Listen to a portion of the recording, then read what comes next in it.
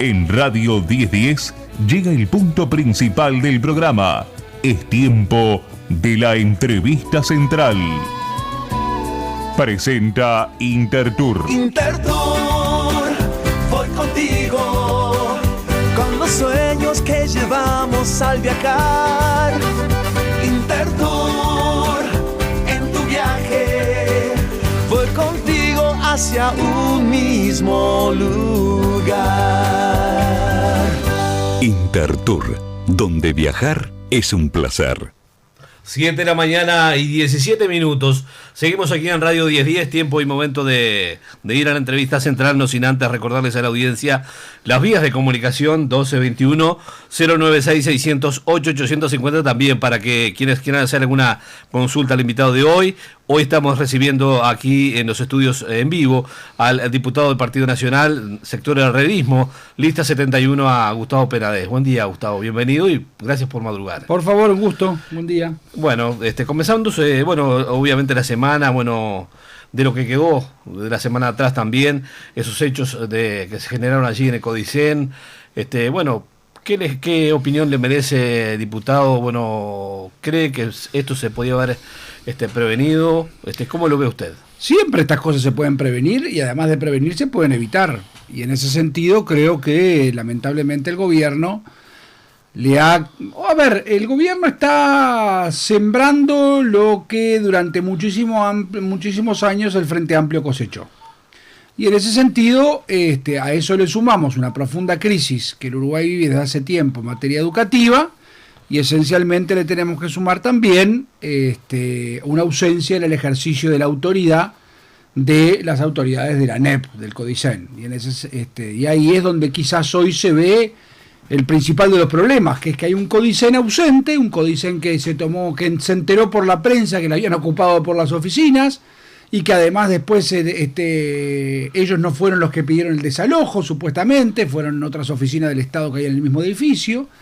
O sea, realmente hay una ausencia en el ejercicio y en la conducción educativa del país, y eso se ve en estos casos lamentables. A eso hay que sumarle la presencia de un sector radical, de la izquierda radical, sí, que aprovechó la oportunidad de esta situación como para poder provocar los desmanes que lamentablemente se provocaron sobre la avenida Colonia y la avenida del Libertador. Y ahí entonces uno ve que increíblemente en el Uruguay parecería ser que hay algunos sectores de la población que todavía no aprendieron la lección y que se aprovechan de vivir en un Estado de Derecho y en un Estado democrático en el que se respetan los derechos de todos los ciudadanos para infringir esos derechos, para infringir la ley y para provocar.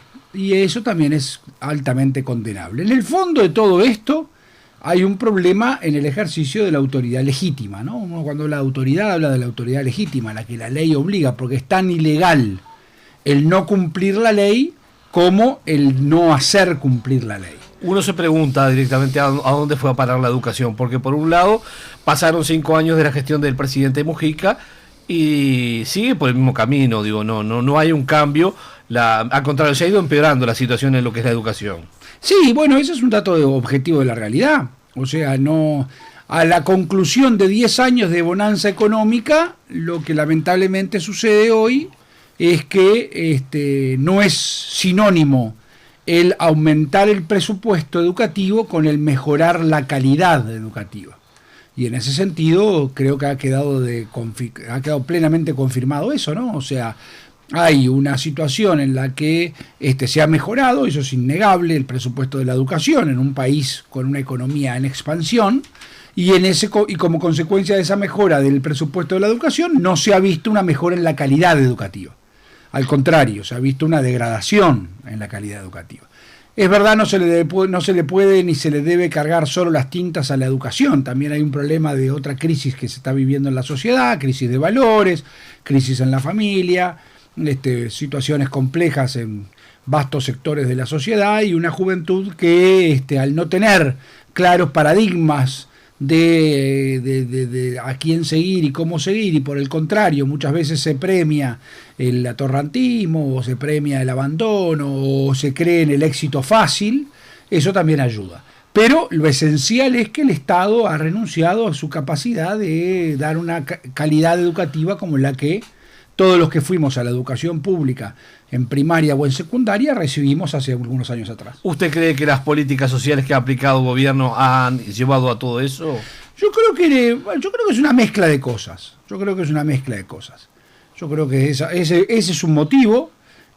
Otro motivo está relacionado. Porque dar plata sin trabajar. Bueno, ahí está, creo que ahí hay un motivo. Otro motivo es esa sociedad en la que estamos viviendo, que creo que el Papa Francisco hace muy bien en denunciar, la de un capitalismo salvaje y la de un exitismo permanente en todas las cosas. Entonces, en vastos sectores, bueno, hace pocos años atrás se hicieron compulsas en algunas encuestas, en algunos barrios populares de Montevideo, y surgía que para los muchachos lo que querían ser era jugadores de fútbol o narcotraficantes en algunos sectores. Y bueno, y eso es muy complicado.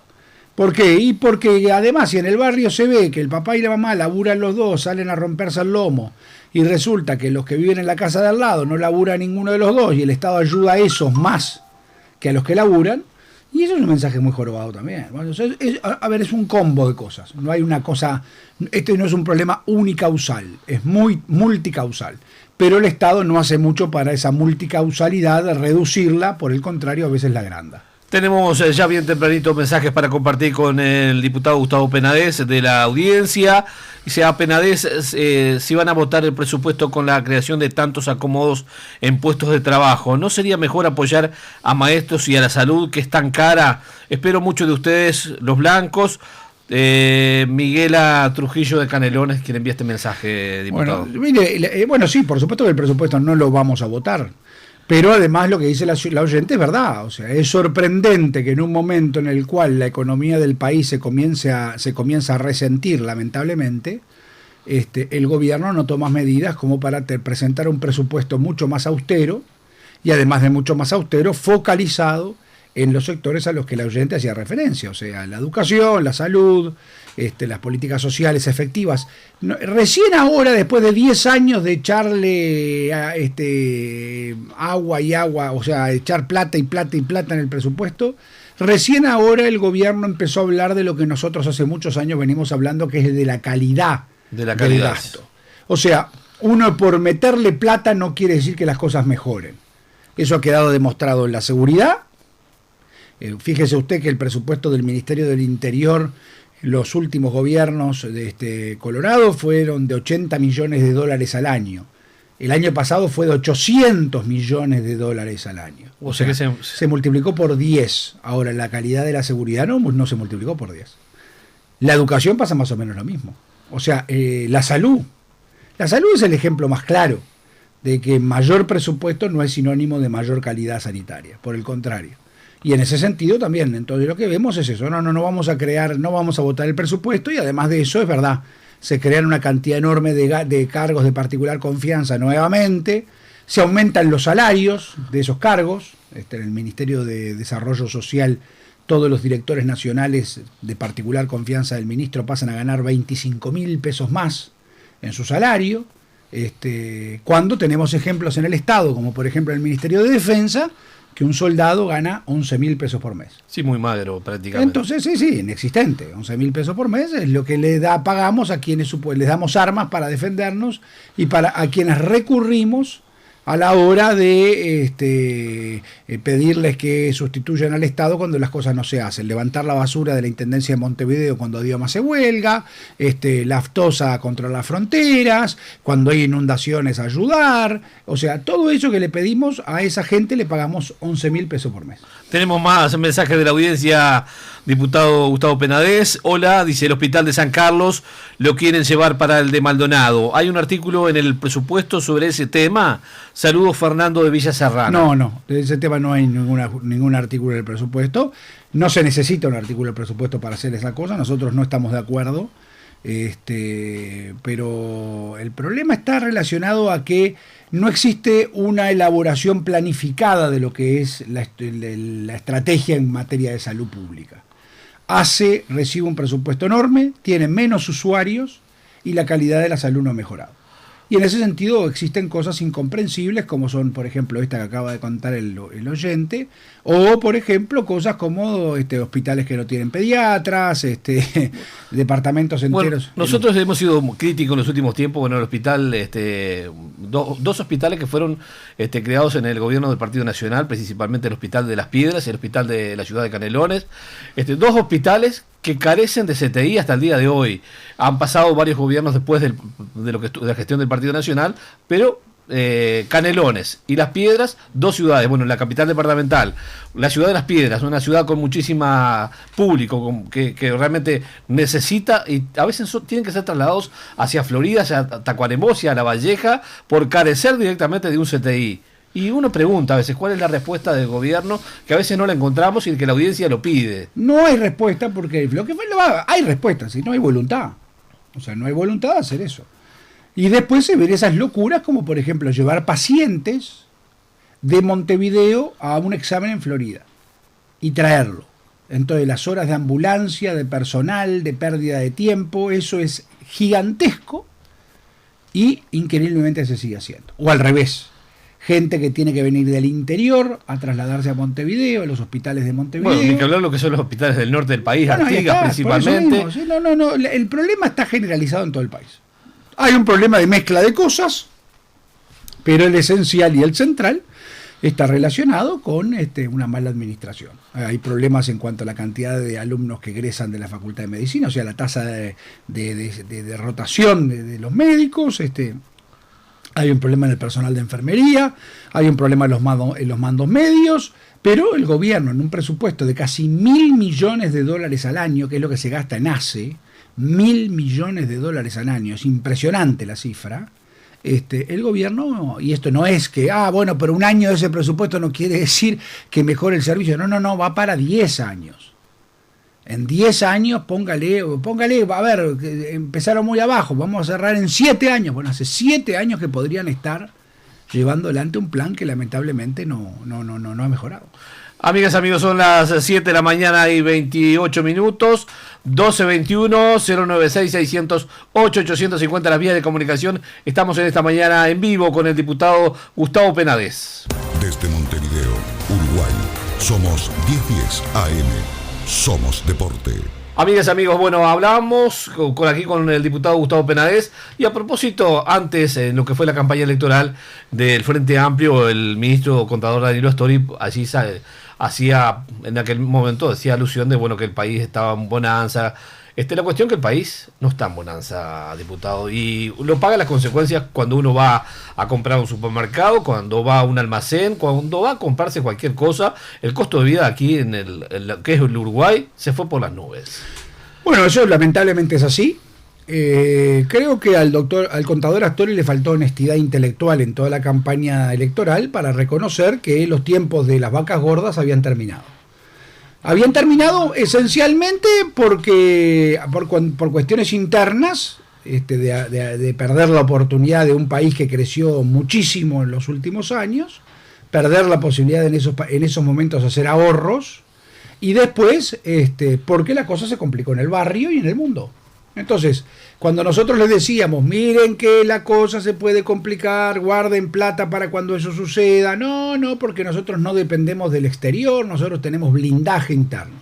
El economista Vergara, hoy presidente del Banco Central, se cansó de hablar de blindaje, hace mucho tiempo que ya dejó de hablar de blindaje, porque resulta que el blindaje era de un material muy finito, ¿no? Entonces el blindaje ya se perforó. Y se perforó porque desde el año 2011 se empezó a notar, porque esto no pasó en los últimos 3 meses, desde el 2011 se empezó a notar que la cosa se complicaba en la región, en Argentina y en Brasil, no se tomaron medidas por esas complicaciones, y en los últimos tiempos se complicó mucho más de lo que ellos esperaban en el mercado chino y en la mejora de la economía norteamericana, que implicó un fortalecimiento del dólar. Ese combo ha hecho que la situación hoy esté muy complicada, lamentablemente. Brasil ha devaluado en lo que va del año más de un 50% su moneda. Y sigue para abajo. Bueno, las consecuencias se empezaron a ver este fin de semana. El Chuy estaba lleno de gente. Yo estuve en el Chuy casualmente el fin de semana. Entonces se está haciendo el pedido del otro lado. Entonces, ¿y eso qué implica? Y esa es la consecuencia, esa es la demostración más cabal de que las cosas empezaron a complicar. En la frontera de Artigas la situación es espantosa, comercios que cierran todos los días del lado uruguayo, en Rivera sucede más o menos lo mismo. Y eso se empezó a notar, la tasa de desempleo empezó a aumentar, la tasa de la actividad pública y privada empezó a caer, las exportaciones cayeron, la cantidad de hectáreas que se plantaron cayeron. Todo eso está marcando, lamentablemente, que la cosa se complicó. Ojalá que sea por poco tiempo, pero se complicó. Y así todo. Si uno se pone a evaluar, son distintas crisis a la que fue la de 2002. Sí, porque bueno, pero aquello no fue una crisis, no. aquello fue una hecatombe. O sea, nadie está hablando de que vaya a suceder. Ojalá, por Dios, nadie está diciendo que eso, por favor, crucemos los dedos para que así no suceda. Pero evidentemente, en los años de vacas gordas, que podrían haber sido utilizados para ahorrar, no se ahorró, se gastó. Y se gastó todo. Y tanto es así que en este presupuesto igual sigue siendo un presupuesto deficitario. O sea, ¿qué quiere decir que un presupuesto deficitario? Que si usted gana 20.000 pesos en su casa, gasta por 30.000. Entonces, en su casa es con la tarjeta.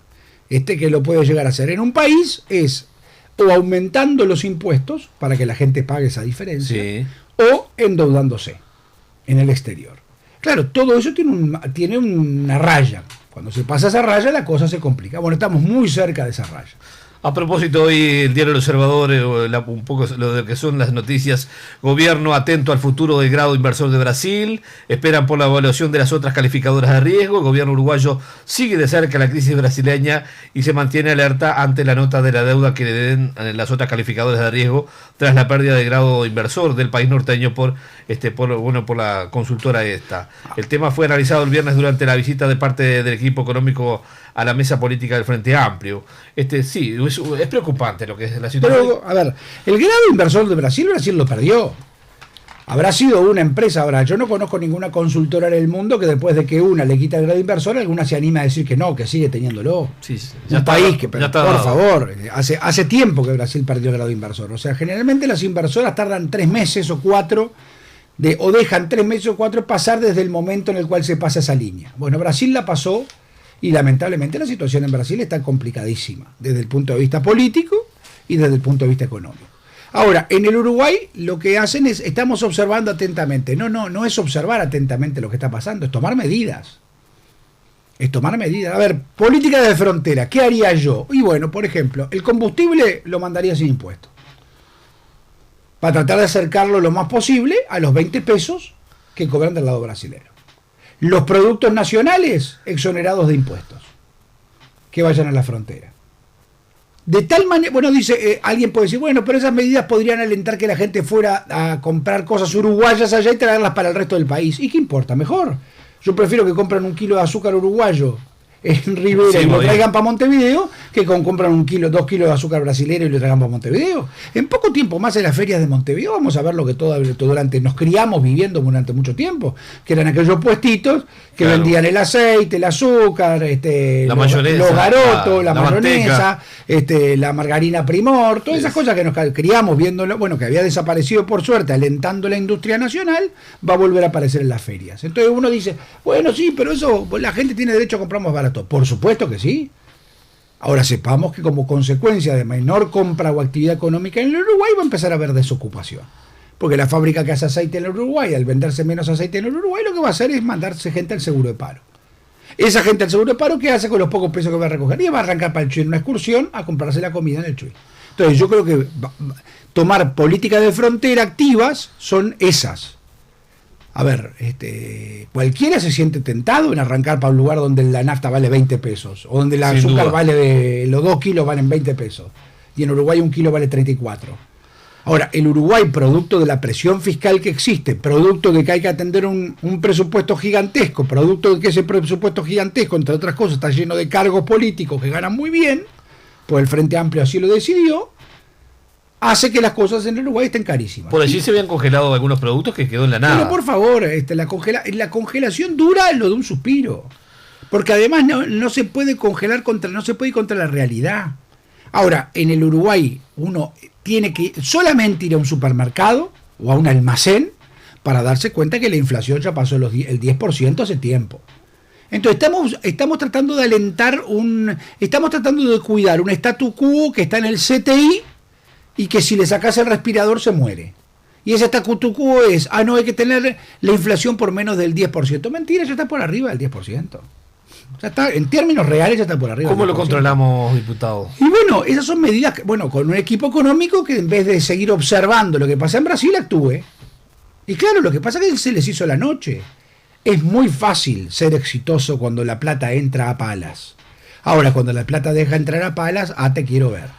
Y bueno, y a esto les está tocando que la plata haya dejado de entrar a palas. Y entonces ahora van a tener que tomar medidas que no quieren tomar. ¿Y qué opinión le merece el Mercosur en estos tiempos? El Mercosur hace años que no existe. Ya está. No existe. Existe políticamente para declaraciones, tuki-tuki, y esas divinas que hacen y todo se... Pero desde el punto de vista... Pero desde el punto de vista económico, y a la vista está. Brasil devaluó una vez más sin decir aguabá. ¿O usted se cree que consultó al ministro de Economía uruguayo, paraguayo, argentino para decir, muchachos, miren, lamentablemente esto se complicó? Porque la idea, al no tener el respaldo de Argentina, la idea era de acercarnos a Brasil. El Mercosur no existe hace tiempo porque el Mercosur progresista liquidó al verdadero Mercosur. Empezaron con las declaraciones de hermandad y de progresismo y de no sé qué cosa. Y resulta que Brasil cada día nos compra menos y la Argentina hace años, después de que nos cerró los puentes, 4 años con los puentes cerrados, después de haber cerrado los puertos, nos cerró los mercados. Y se acabó.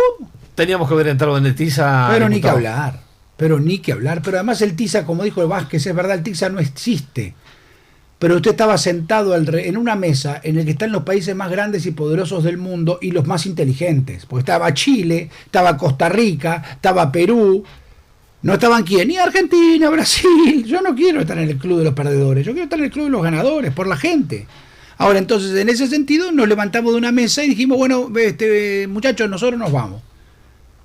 En vez de quedarte y ver que termina, y después decir, porque tiempo para decir nos vamos había.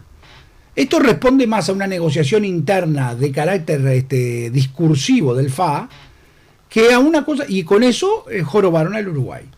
Porque ahora yo le pregunto a usted, ¿qué país de los que está sentado ahí va a hacer un tratado de libre comercio con Uruguay? Además de que somos un país muy pequeño, pero además de eso, pero lo primero que piensan es, no, pará, estos se sientan en una mesa en la que muchísimos quieren estar y no están. Y en el medio de la nada agarran y dicen, bueno, ahora nos vamos. Yo con esa gente no me voy a sentar porque entre otras cosas no son muy serios para trabajar. Bueno, hoy ya casualmente llega un mensaje de algún oyente por decir que decía que es contradictorio la visita que hoy tiene, la cena que va a mantener el presidente Tabaré Vázquez con Barack Obama, donde se van a buscar acuerdos comerciales. ¿Qué acuerdo comercial? Ninguno, porque además los acuerdos, eso es mentirle a la gente. No pueden haber acuerdos comerciales en estos momentos, primero por la composición del Congreso norteamericano. Segundo, porque desde que Barack Obama es presidente de los Estados Unidos no ha habido un solo tratado de libre comercio, porque los demócratas, entre otras cosas, no son aperturistas desde el punto de vista económico. Y tercero, porque el Uruguay no quiso y no quiere. Cuando tuvimos sí la oportunidad, cuando el amigo de Vázquez, el señor Bush, nos ofreció la posibilidad cuando vino 48 horas a estar en Uruguay, ahí fue que le dijimos que no, y ahí sentenciamos definitivamente la posibilidad de un tratado de libre comercio con Estados Unidos. Vayan a preguntarle a los peruanos a ver cómo están después del tratado de libre comercio con Estados Unidos, y vean cómo crece un país de los que crece más, con tasas de crecimiento más altas en la región. Vayan a ver lo que es el cambio de Perú después de haber abierto su economía. Vayan a ver la gente, el trabajo, las textiles. En el Uruguay, quienes condenaron las textiles a desaparecer en esta segunda etapa, fueron esencialmente los que se negaron un tratado de libre comercio con Estados Unidos. Le voy a poner un ejemplo de lo que el otro día con inteligencia el canciller Nin hablaba. China está a punto de cerrar un tratado de libre comercio con Australia y Nueva Zelanda. Eso a cualquiera de los oyentes puede decirle, ay, y a nosotros qué nos importa. Bueno, Australia y Nueva Zelanda le venden a China los mismos productos que le vendemos los uruguayos. Los mismos. Carne, leche, lana, cueros, quesos, soja, los mismos. Lo mismo. Ahora, con dos diferencias. Con el Tratado de Libre Comercio, Nueva Zelanda y Australia van a pagar 0 de arancel para entrar a China, Uruguay paga el 16%, y además de eso la cercanía. Un flete desde Oceanía a China es mucho más cerca y más barato que un flete desde acá. Bueno, ante esa actitud, ¿qué vamos a hacer? ¿Qué es lo que nos queda? Y bueno, no, claro, lo que hay que hacer es salir ya corriendo a China para pedirle un tratado de libre comercio. ¿Qué Mercosur no es Mercosur? No quieren los del Mercosur y bueno, que se embromen. Nosotros tenemos que tener esa actitud. Porque si no, se nos hace la noche. Porque quedó claro que el Mercosur que nosotros quisimos es un Mercosur que los gobiernos progresistas liquidaron. Porque, a ver, desde el momento en el cual usted tiene que hacer una cola de casi una hora cuando baja del buquebús en Buenos Aires para presentar la cédula y ser tratado como extraño o extranjero, cuando el Tratado de Libre Comercio... de mal modo, en bueno, eso no hay que hablar. El Tratado de Libre Comercio, el Tratado de Asunción que crea el Mercosur, el artículo primero de lo que trata es del libre tránsito de personas y de bienes, y eso no se cumple. Ahí es la demostración más cabal que lamentablemente, mire que yo no lo digo con alegría, al contrario, lo digo con mucha tristeza. No, ojalá que el país estuviera en prosperidad. Pero no, y ojalá que el Mercosur hubiera funcionado. Ahora, lamentablemente el Mercosur no funcionó.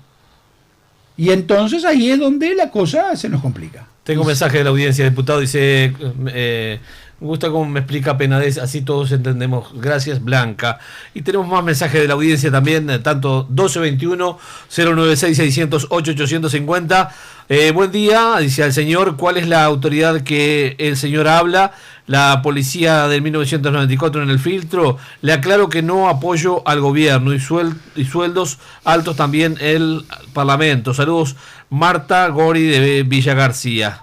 A ver, en el año 1994 lamentablemente sucedió lo del filtro. Lo que pasa es que nadie recuerda que lo que ahí sucedió fue que un grupo de ciudadanos uruguayos, manijeados por una radio que tenían en aquel entonces el hoy presidente Mujica, Fernández Huidobro, etcétera, etcétera, que era CX36, manijeaban para que se impidiera que una serie de terroristas de ETA, que la justicia uruguaya independientemente había decidido extraditar a España a solicitud de la justicia española, porque esos ciudadanos muchos estaban acusados de terrorismo y de homicidios en España, un sector de la población uruguaya muy minoritario entendió que esa sentencia del Poder Judicial no se podía cumplir y que había que impedir que se mandaran a esos etarras a España. Y lo que sucedió fue que quisieron impedirlo. Y la autoridad procedió a llevar a esos terroristas a un avión y en el avión llevarlos a España. Supuestamente en el Uruguay estaban haciendo una huelga de hambre y peligraba su salud, y en España bajaron caminando todos del avión riéndose. Ahora, si eso, lamentablemente ahí sucedió la muerte de una persona. Es espantoso lo que le voy a decir. Ahora, también es cierto, y hay testimonios que hablan de que había un ómnibus lleno, entre otras cosas, de armas, piedras, clavos, etcétera, etcétera, que lo que buscaban era impedir una sentencia del Poder Judicial.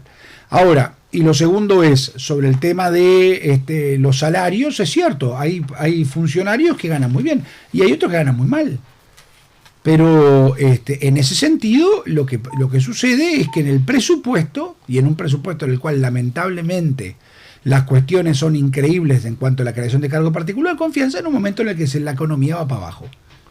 Tengo otro mensaje más para compartir con usted, diputado. Pregunta, dice: el señor presidente hablará en ONU por misiones de paz y el Frente Amplio propone reducir más las Fuerzas Armadas. ¿Quién va a ir a las misiones de funcionarios de presidencia? Walter es quien envía este mensaje. Gracias, Walter. Otro mensaje más por aquí. Dice: disculpen que los moleste de nuevo, soy Fernando. Dice: la economía se ve que no está tan mal. Una de las ministras se dio el lujo de alquilar un edificio en 540.000 pesos por mes. Exactamente, esa es una barbaridad cometida por la ministra de Industria, que como no le gusta las oficinas donde está el ministerio, que es un piso de ANCAP, decidió alquilar un edificio afuera. Y ese edificio sale 540.000 pesos por mes. Ahora, eso es increíble, en un momento en el cual la economía va como va. Con relación a lo que el señor habla de las misiones de paz, es también ahí tenemos el doble discurso del FA. El Uruguay es reconocido en las Naciones Unidas por muy poca cosa, pero por la que principalmente es reconocido es por las misiones de paz y la importantísima labor que nuestras Fuerzas Armadas han cumplido desde hace muchísimos años en las misiones de paz. Por supuesto que las misiones de paz también se está porque los soldados y oficiales que van ahí ganan un suplemento económico. Y por supuesto que se va ahí porque lo que paga las Naciones Unidas ha permitido en parte renovar el material bélico, o sea, camiones, ambulancias, helicópteros que las Fuerzas Armadas tienen. Ahora, lo que es increíble es que en una cosa en la que el Uruguay es reconocido mundialmente, el Frente Amplio está decidiendo dejar de participar. Y hay un sector del Frente Amplio que no quiere que participemos más. Yo estuve en el Congo, en la misión de paz, y le puedo asegurar que quien iba dudando de que era importante lo que se hacía, vuelve asombrado de ver la importancia gigantesca que tiene la presencia de los uruguayos en el Congo. Y que la diferencia, ¿sabe cuál es? Es que si no estuvieran los uruguayos en el Congo, esos niños y esas poblaciones civiles que uno ve en la más absoluta de las pobrezas, estarían todos muertos por la guerrilla. Esa es la diferencia. Yo visité hospitales en los cuales el médico me iba marcando qué niños recién nacidos iban a vivir y quiénes ya estaban sentenciados a muerte porque estaban enfermos. Y ese hospital era atendido, entre otras cosas, por personal uruguayo. Y el tipo, el médico nos decía que gracias a la presencia de Uruguay en esos lugares, la población tenía un poco de paz. Así que entonces, y lo hacen esos soldados que ganan 11.000 pesos en Uruguay. A esa gente que por un lado le tenemos que agradecer ese servicio y le tenemos que agradecer esencialmente el reconocimiento. El Uruguay va a estar sentado en el Consejo de Seguridad del año que viene, fundamentalmente por el respeto que todo el mundo nos tiene por el tema de las misiones de paz. Y acá en Uruguay, increíblemente, hay gente que dice que no, y hay gente que le sigue pegando a las Fuerzas Armadas por cosas que pasaron hace 30 años. Diputado, hace un ratito hablábamos casualmente de que el gobierno tiene que apuntar a lo que es China, en lo que son los mercados. A propósito, el pasado fin de semana el presidente de la República, doctor Tabaré Vázquez, se reunió con las autoridades de Naciones Unidas, con Ban Ki-moon y también con el presidente de Egipto, Abdel Fattah al-Sisi. El encuentro con el presidente egipcio se habló de la posibilidad también de ampliar las relaciones comerciales, para lo cual la Cancillería organizará una visita a ese país, posiblemente encabezada por el presidente doctor Tabaré Vázquez. El presidente de la República viajará a China e India en el primer semestre del próximo año con el mismo objetivo. Eso está bien. Eso está bien, es importantísimo estar en esos mercados. El mercado indio es un mercado muy complejo porque es muy difícil entrarle por las altas aranceles que tiene la entrada de productos extranjeros. El mercado chino increíblemente es distinto.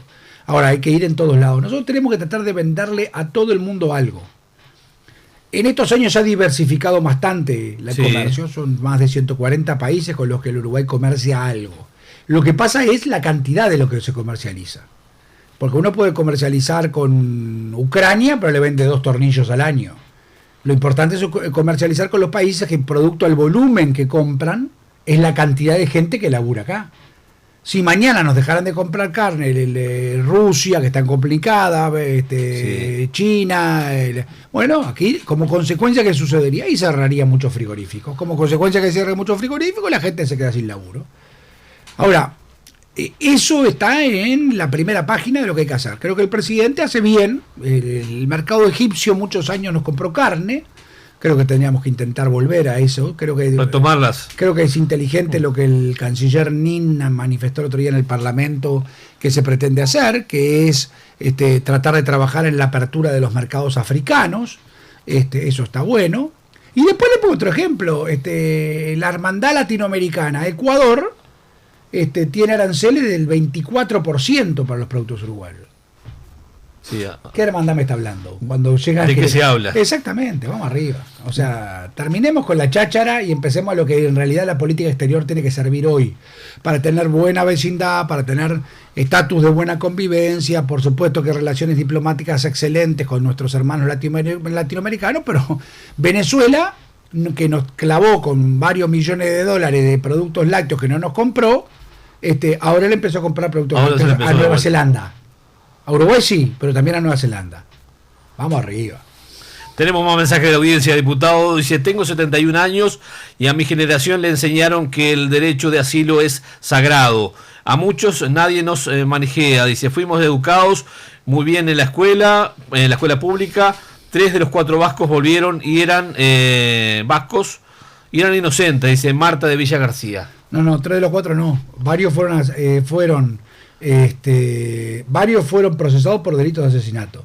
Solamente uno volvió, que la justicia española exoneró. O sea que era inocente y pudo volver, y con muchísimo gusto. Ahora, el derecho del asilo está arreglado por convenios internacionales.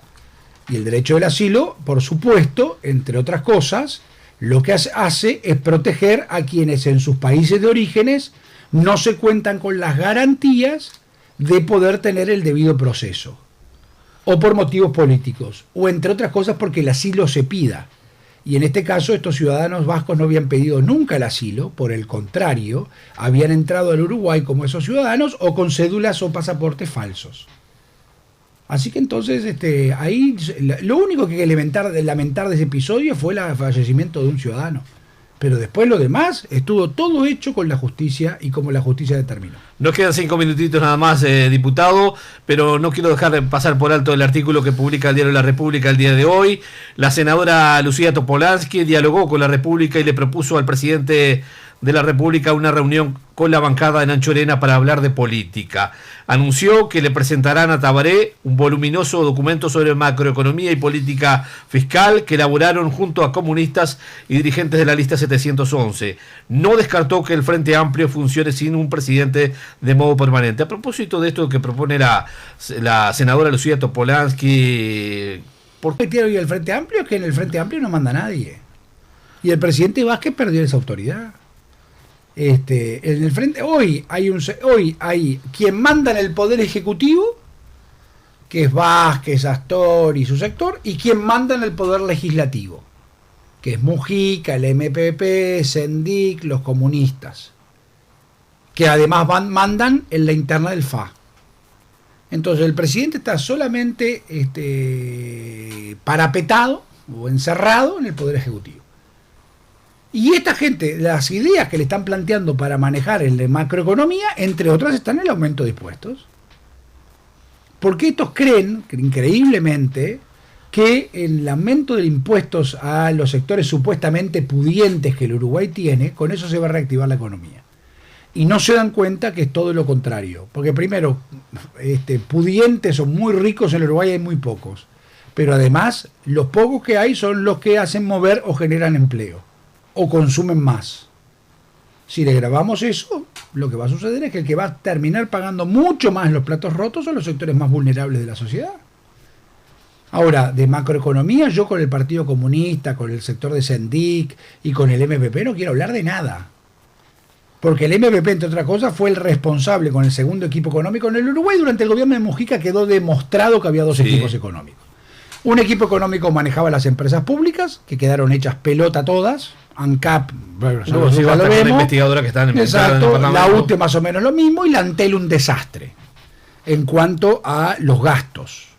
Y el otro equipo económico trataba de lidiar con las cifras grandes y con lo que era un país en bonanza. Bueno, entonces yo esos sectores lamentablemente quedaron mirando en lo más pasado de la historia económica. Y bueno, el problema que tiene hoy el presidente de la República es que el presidente de la República no tiene apoyo parlamentario. Todo lo que manda al Parlamento es revisado y es censurado, es criticado. Hasta ahora todas las leyes centrales que el gobierno de Vázquez mandó al Parlamento, todas han sido modificadas. Y usted se pregunta, ¿pero por qué? ¿Pero fueron modificadas por el Partido Nacional, por el Partido Colorado, por el Partido Independiente, por la Asamblea Popular, que somos los partidos de la oposición? No. Fueron modificados por sus propios compañeros del Frente Amplio. Y así se puede gobernar. Insólito. Bueno, Gustavo Peláez. Un gusto. ¿Integrando qué comisiones actualmente? Hacienda, justamente la de presupuesto. Bueno, difícil tarea interesante, la de Hacienda y interesante también. Interesante. Gracias por habernos acompañado. Y bueno, obviamente por haber estado en este lunes también aquí con las primeras noticias de Radio 1010. Para comunicarte con Primeras Noticias, envía tu SMS al 1221 o 096